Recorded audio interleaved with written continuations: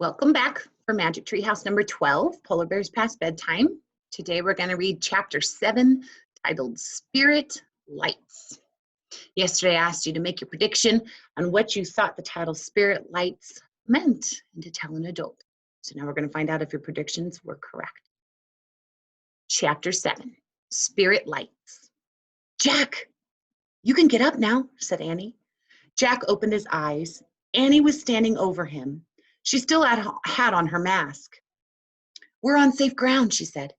Jack felt as if he had been dreaming. He looked around. They had reached the tundra at the edge of the frozen sea. The cubs were romping in the distance, but their mother was sitting nearby, gazing at Jack and Annie. She waited to make sure we were safe, said Annie.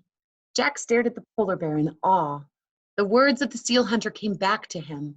Always thank the animal spirits. We should thank the polar bear spirit now, he said. Of course, said Annie.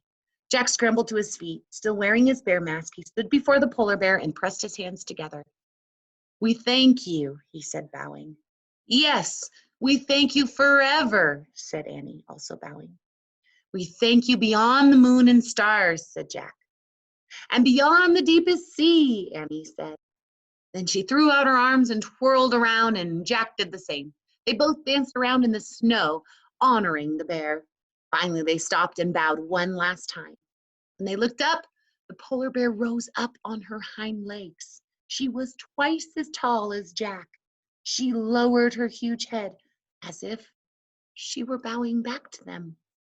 At that moment, the sky exploded. The night became a giant swirl of red, green, and purple lights. It looked like a genie coming out of a magic lamp. Can you picture it in your head? Visualize what that looks like. I'm going to reread it again, and I want you to think about it in your head. What do you see the picture looking like when I read the words? At that moment, the sky exploded. The night became a giant swirl of red, green, and purple lights. It looked like a genie coming out of a magic lamp. The sight took Jack's breath away.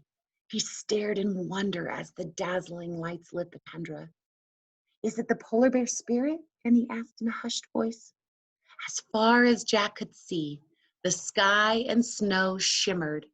Even the bear's fur shimmered in the strange light.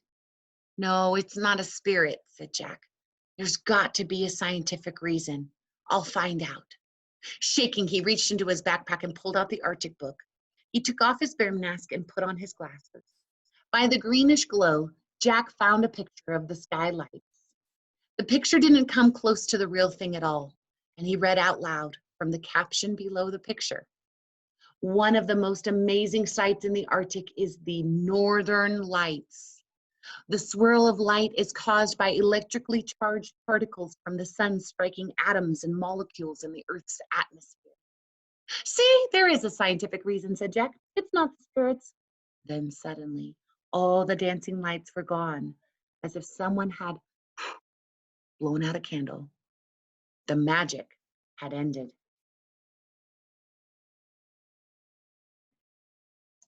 Chapter 8 is titled Riddle Solved. I wonder what that's going to be about. Make your prediction. What do you think the answer to the riddle is? We're going to find out the riddle is solved. Did we already find out the answer? Think about it.